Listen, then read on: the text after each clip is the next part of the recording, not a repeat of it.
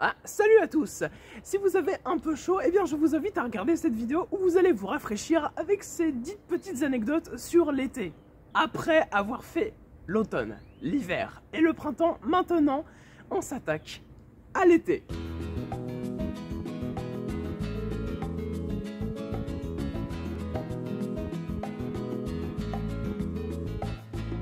« 21,16 mètres, 5000 tonnes.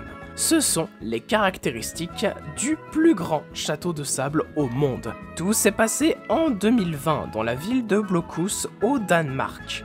Le château a été construit selon la forme d'une pyramide pour ne pas s'effondrer, une méthode couramment utilisée par les experts de ces constructions fragiles. Bon bah après si c'est les experts qui le disent, son créateur, le néerlandais Wilfried Stijger, et qui a été secondé par 30 des meilleurs sculpteurs de sable au monde, a notamment voulu représenter le pouvoir du coronavirus sur le monde depuis le début de la pandémie. La bactérie du coronavirus figure au sommet du château, écrasant les gens rampant en dessous, lesquels font tout leur possible pour vaincre le Covid, selon les explications de l'artiste. Cependant, l'édifice a pu être dressé non pas qu'avec du sable, mais aussi avec une construction en bois cachée à l'intérieur du château de sable, afin de le rendre plus adhésif.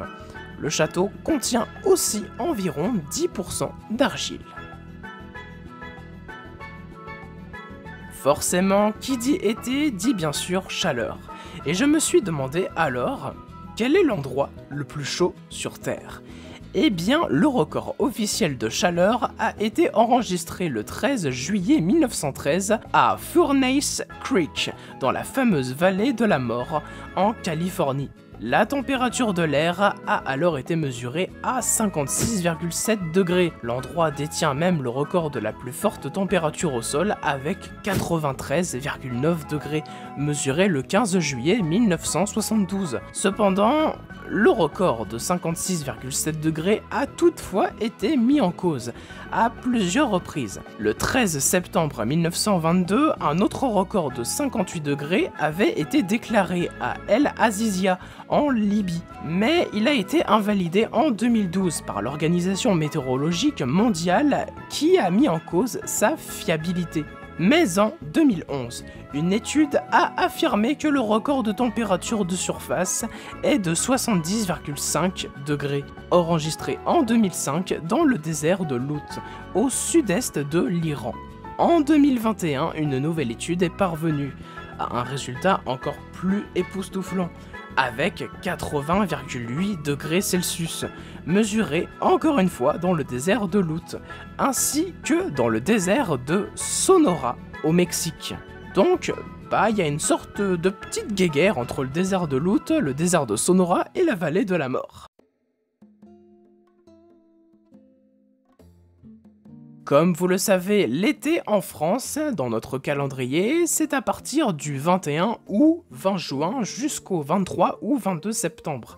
Mais en météorologie, c'est une autre histoire. En fait, les températures journalières augmentent de façon marquée quelques semaines avant le solstice d'été, qui correspond à l'ensoleillement maximal. Du point de vue météorologique, l'été correspond à des dates plus précoces que l'été astronomique. Ainsi, la période la plus chaude de l'année dans l'hémisphère nord se situe au mois de juin, juillet et août, précisément pour les météorologues du 1er juin au 31 août. Selon Météo France, les 5 étés les plus chauds depuis 1900 se sont tous produits au 21e siècle. 2003, 2022, 2018, 2023, voire même 2019, 6 des 7 étés les plus chauds se sont produits depuis 2015.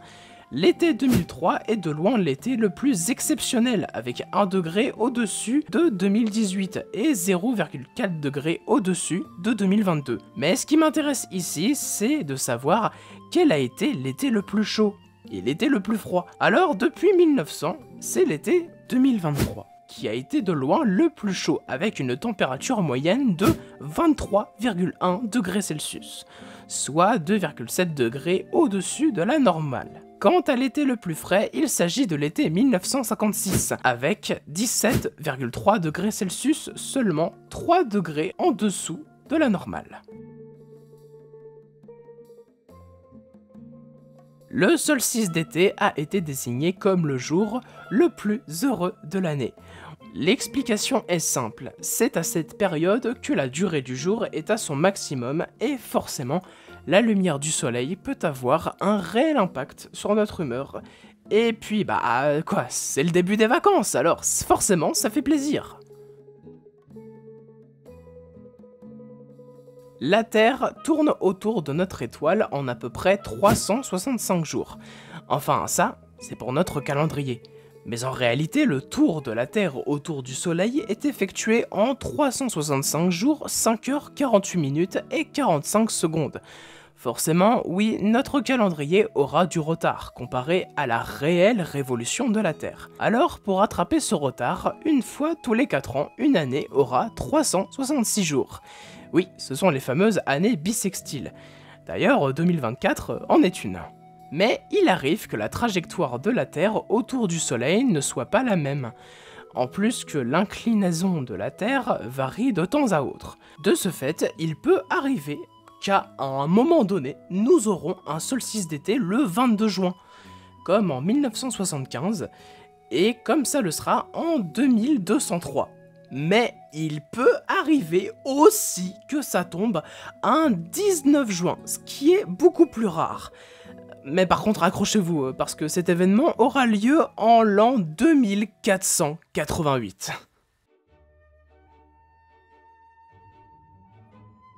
Bien que le solstice d'été marque la transition du printemps à l'été, c'est aussi la saison des fêtes et des célébrations.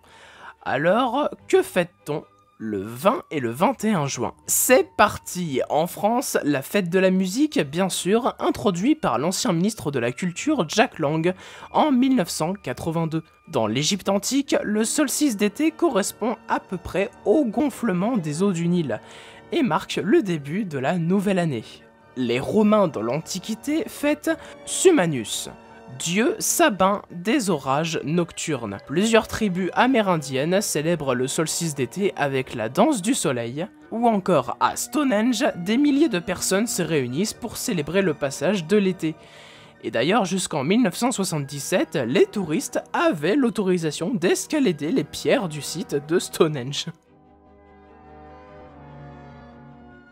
Contrairement à la croyance populaire, notre planète ne s'approche pas du Soleil lors du solstice d'été.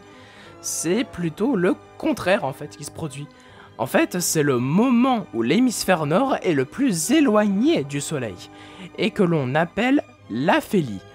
La Terre se trouve alors à 152 098 233 km de distance, et au solstice d'hiver, par contre, l'hémisphère nord se rapproche à 147 098 291 km. Ce moment s'appelle la périhélie. Le soleil de minuit, que l'on appelle aussi jour polaire, est un phénomène à la fois étrange et fascinant. C'est à cette période de l'année que le soleil ne se couche pas.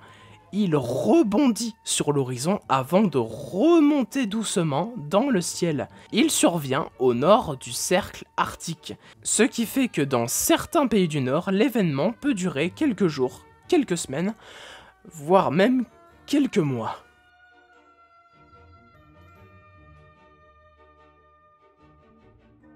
Le solstice d'été n'est pas un événement uniquement réservé à la Terre. Les autres planètes du système solaire ont aussi le leur. Mais il n'est pas nécessairement à la même date. Mais ça existe. Par exemple, pour la 7ème planète de notre système solaire, Uranus met 84 ans et une semaine pour effectuer sa révolution autour du Soleil, forcément étant bien plus éloigné du Soleil que la Terre. Cela signifie qu'une saison dure 21 ans. Ainsi, le prochain solstice d'été est prévu sur Uranus en 2069. Merci à tous d'avoir regardé cette vidéo et j'espère que ces petites anecdotes et cette vidéo vous auront plu. N'hésitez pas à commenter, à aimer la vidéo ou encore à vous abonner à la chaîne si le contenu de cette chaîne, bien sûr, vous plaît en règle générale. Quant à moi, eh ben, je vais bronzer sous les 30 degrés qui m'attendent cet après-midi. Allez, bonjour.